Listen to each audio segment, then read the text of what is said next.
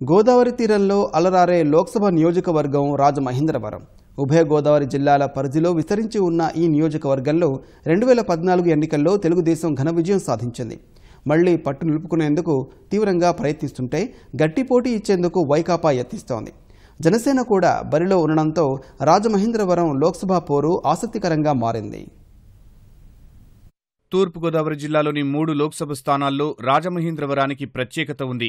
ఉభయ గోదావరి జిల్లాల్లోని 7 శాసనసభ నియోజకవర్గాలు దీని కిందకు వస్తాయి. రాజమహేంద్రవరం లోక్సభ నియోజకవర్గ పరిధిలో 15,33,650 మంది ఓటర్లున్నారు. వీరిలో బీసీ ఓటర్లే ఎక్కువ మంది. ఆ తరువాత స్థానంలో ఎస్సీలు, కమ్మ, కాపు సామాజిక వర్గాలకు చెందినవారున్నారు. రాజమహేంద్రవరం లోక్సభ స్థానం నుంచి తెలుగుదేశం పార్టీ తరపున ఎంపీ మురళీమోహన్ కోడలు మాగంటి రూప పోటీ చేస్తున్నారు. అమెరికాలో ఉన్నత విద్య అభ్యసించిన రూప శ్రీలంకలోని ఓ స్వచ్ఛంద సంస్థలో సేవలందించారు. మురళీమోహన్ పోటీ నుంచి తప్పుకోవడంతో తెలుగుదేశం అధిష్టానం రూపకు అవకాశం కల్పించింది. లోక్సభ నియోజకవర్గం పరిధిలోని 7 అసెంబ్లీ స్థానాల్లో తెలుగుదేశం పార్టీ బలంగా ఉంది. సంక్షేమ పథకాలు అధికార పార్టీకి కలిసివచ్చే అంశం. సిట్టింగ్ ఎమ్మెల్యేలతో పాటు రాజమహేంద్రవరం నగరం, కొవ్వూరు నియోజకవర్గాల్లో తెలుగుదేశం పార్టీ తరపున బరిలోకి దిగిన మహిళా అభ్యర్థులు ఆదిరెడ్డి భవానీ, వంగలపూడి అనితతో కలిసి రూప జోరుగా ప్రచారం సాగిస్తున్నారు. ఇదే జోరుతో ఎంపీగా గెలుపొంది నియోజకవర్గాన్ని అభివృద్ధి పథంలో తీసుకెళ్తానని మాగంటి ధీమా వ్యక్తం చేశారు.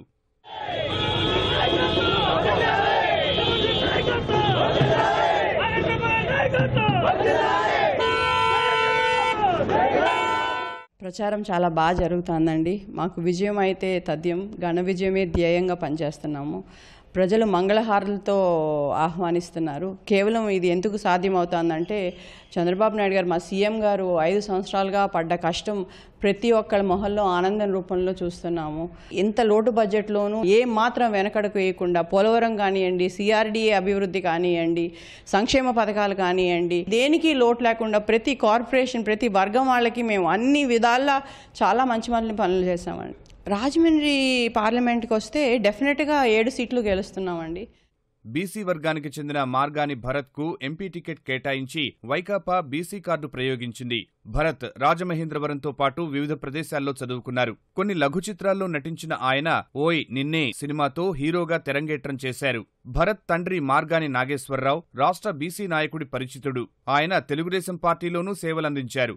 జగన్తో ఆయన కుటుంబానికి ఉన్న పరిచయాలతో భరత్ అనూహ్యంగా టికెట్ దక్కించుకున్నారు. వీరి కుటుంబానికి పారిశ్రామిక, ఆక్వా, నిర్మాణ రంగాల్లో పెట్టుబడులు ఉన్నాయి. యువకుడు, ఆర్థికంగా సంపన్న కుటుంబానికి చెందినవాడు కావడం భరత్కు సానుకూలాంశం. ఇదే నియోజకవర్గంలో తెలుగుదేశం పార్టీ బలంగా ఉండటం ప్రతికూలాంశం. రాజమహేంద్రవరం లోక్సభ నియోజకవర్గంలో భరత్ సామాజిక వర్గమైన గౌడ కంటే శెట్టిబలిజలే ఎక్కువగా ఉన్నారు. వీరి ఓట్లను వైకాపా ఆకర్షించగలదా అన్నదానిపై జోరుగా చర్చ సాగుతోంది. మరోవైపు జనసేన నుంచి గట్టి పోటీ ఎదురుకానుంది. వైద్యునిగా సుపరిచితుడైన ఆకుల సత్యనారాయణ జనసేన తరపున పోటీ చేస్తున్నారు. గత ఎన్నికల్లో భాజపా నుంచి పోటీ చేసి ఎమ్మెల్యేగా గెలిచిన ఆకుల ఇటీవలే ఆ పార్టీకి రాజీనామా చేసి జనసేనలో చేరారు. ఈ 5 ఏళ్లలో ఆయన పనితీరుపై ప్రజల్లో అసంతృప్తి నెలకొని ఉండటం ఆయనకు ప్రతికూలాంశంగా మారే అవకాశం కనిపిస్తోంది. నేను ఒకటే చెప్తున్నాను, రాజమండ్రికి ఒక ఇంటర్నేషనల్ క్రికెట్ స్టేడియం తేవడమే కాదు, మిషన్ గోదావరి అనే ఒక క్లీన్ గోదావరి కిందన డ్రైనేజ్ వాటర్ అవుట్లెట్ లేకుండా పూర్తిగా తీసుకెళ్లి ధవళేశ్వరం బ్యారేజ్ అవతల కలిపే కార్యక్రమం చేపడతాం. ఒక ఫ్లైఓవర్స్ నిర్మించే కార్యక్రమం పెద్ద ఎత్తున చేపడతాం. హ్యావ్లాక్ బ్రిడ్జ్ ఏదైతే స్టేట్ గవర్నమెంట్ తీసుకుందో రైల్వే డిపార్ట్మెంట్ నుంచి ఒక వాకింగ్ స్పాట్ కింద అవుతుంది రాజమండ్రి నుంచి కొవ్వూరు దాకా.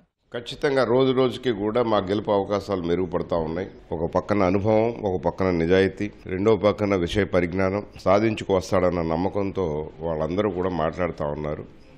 తప్పకుండా రాజమండ్రి పార్లమెంట్ జనసేన పార్టీ కైవసం చేసుకుంది. కాంగ్రెస్ తరపున ఎన్వి శ్రీనివాస్, భాజపా తరపున సత్య గోపీనాథ్ దాస్ రాజమహేంద్రవరం లోక్సభ బరిలో దిగినప్పటికీ ఆ పార్టీల ప్రభావం నామమాత్రంగానే ఉండనున్నట్లు విశ్లేషకులు చెబుతున్నారు.